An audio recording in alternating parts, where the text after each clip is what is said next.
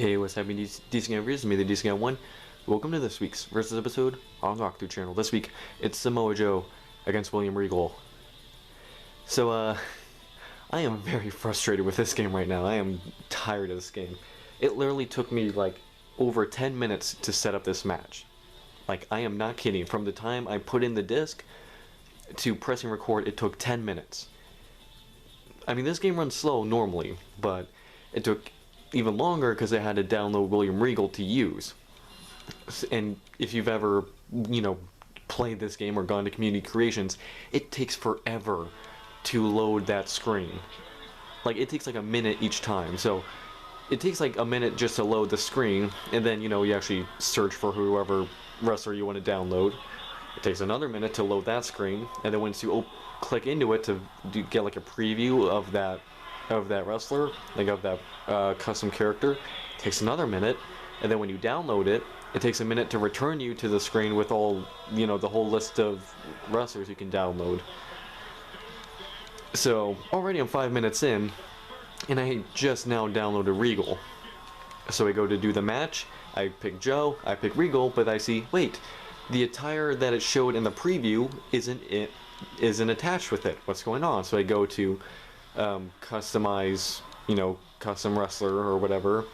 That takes another 2 minutes to load, and when I finally get into that, I see that, hey, that attire that was, in the preview as being his secondary attire isn't his secondary attire. And at that point, I was just so fed up with this game that I was like, you know what, screw it, he's gonna wrestle in a suit. So yeah, that's why Regal's in the suit. He was supposed to have like his singlet outfit with his shorter hair, but it didn't just save, or it didn't download when I downloaded the character. I don't know why, and this is literally the best looking Regal that was on community creation, so this is the one we're using.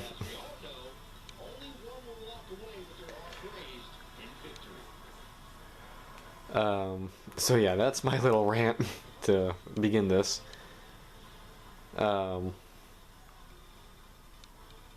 of course, after I saw that the singlet attire wasn't in there, I had to back out of the custom customization screen, which took another 2 minutes. So yeah, so that was the lead up to this. Now you may be asking, why am I playing as Samoa Joe and William Regal? Why is that the match? Because it's not either one of their birthdays. Well, that goes into the first thing I want to talk about today before we get into Day 1, Raw, or SmackDown. WWE has had another round of firings recently, earlier this week. And one day they fired 5 people who all had connections with NXT, including William Regal and Road Dogg, as well as several other trainers. Ref, get out of my way. I also punch you on purpose. He's bringing it back inside the ring now. According to WWE, this is part of their continued rebranding of NXT. So basically, anyone who had anything to do with what NXT was for the past 4 or 5 years, yeah, they're gone now because WWE doesn't want that. They don't want NXT to be the third brand that acts as a genuine competition to Raw and SmackDown in terms of quality. It's supposed to be the developmental show where nobody's go. It's supposed to be that underground kind of bare bones kind of thing. Gentlemen of the three-list, not much argument over who is the bravest because Corey has actually been in the ring with Samoa Joe. And I consider myself brave, as should any competitor who steps in front of Joe, but there aren't too many men who want to go blow for blow with the human wrecking ball. Here we go. Coming down. Ow. So yeah, so with those firings, William Regal and Road Dogg were both released, which is kind of sad, especially Regal. He was a great authority figure for the past, 5 years, 6, 7 years, maybe longer. How long he's been like the authority figure for NXT, I forget.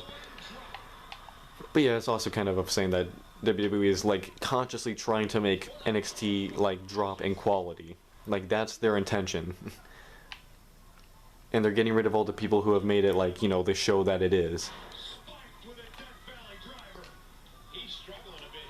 Now, where Joe comes into this is that later this week it was confirmed that WWE has released Samoa Joe as well. Which is honestly something we've kind of seen coming for a bit. I mean, when's the last time you've seen Samoa Joe on TV, let alone wrestle a match? It kind of doesn't surprise me that they would release him. But the funny thing is that this is the second time he's been released by WWE in a year. Like within a 12-month period, this is the second time. The first time was part of like that one of those last like big like kind of multi-firings where they released a bunch of people in a row, or like all in one go. But then they brought him back and made him a commentator. He had that really good run in NXT again, and then he's gone again.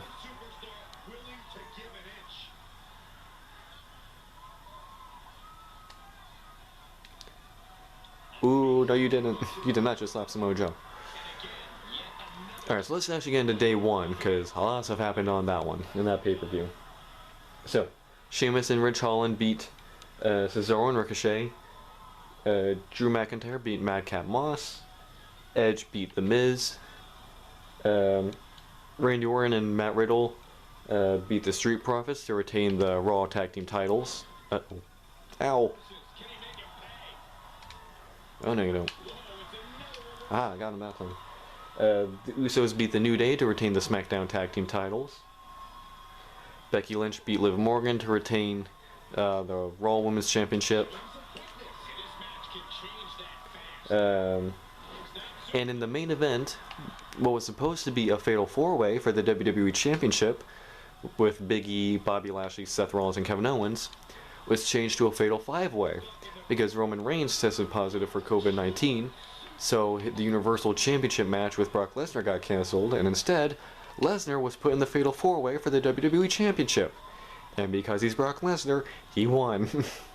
So, yep, Brock Lesnar won the WWE Championship in the fatal five-way. So, yeah, a title that he wasn't even going to wrestle for, he then goes and wins, because you can't have Brock wrestle for a title and lose, can you?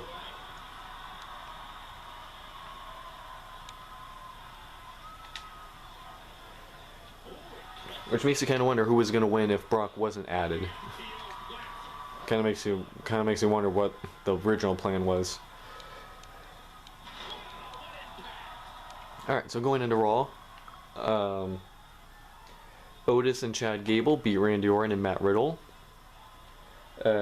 Reginald and Dana Brooke beat Akira Tozawa and Tamina.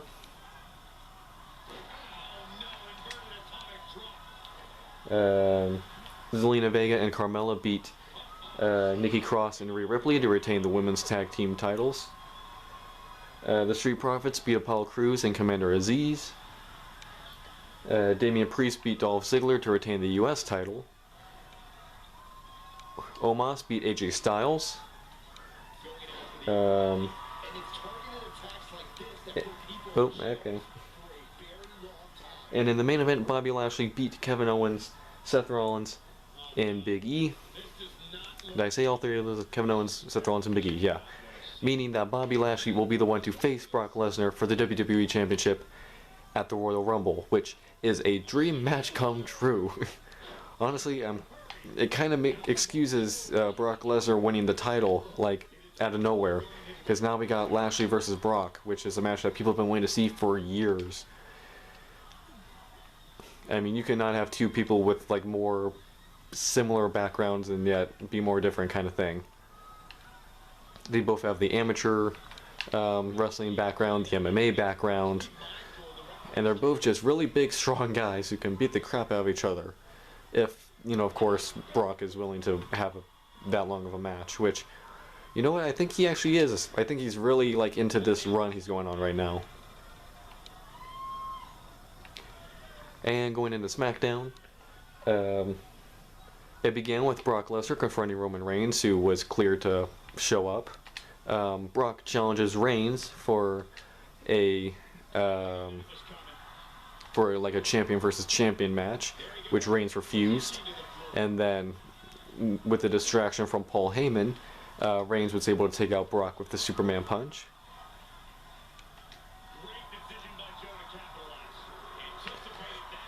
Boom. Ow, he blocked it. I know you don't. Get off me.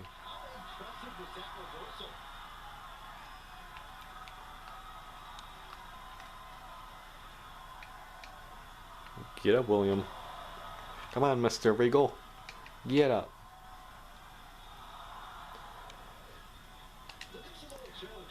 Rick Boogs beat Sami Zayn. Charlotte Flair came out to announce that she will be entering the Royal Rumble match as champion, similar to what Brock Lesnar did last year. So that way, if she wins, she basically gets to decide who she gets to face or face no one. Naomi came out to confront Charlotte, which then led to Naomi slapping Charlotte, which then led to a match, which Charlotte won, because of course. Ow! Was that a signature? That came out of nowhere.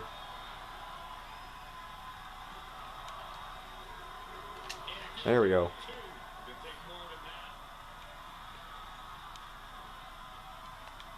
Uh-oh. Oh no. No! Oh, this isn't good. Joe! No, Joe, no! Joe! Dude! Well, that came out of nowhere. Huh. Sorry, Joe. This game does have like a problem with like its submission thing. Like when you lock in a submission, you can never get it on the first try.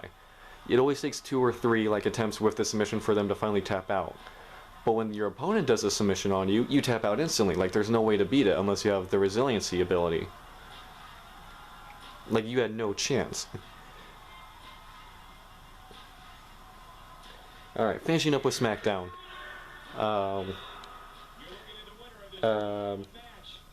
Madcap Moss and Baron Corbin beat the Viking Raiders. And in the main event, the Usos beat the New Day in a street fight to retain the SmackDown Tag Team titles.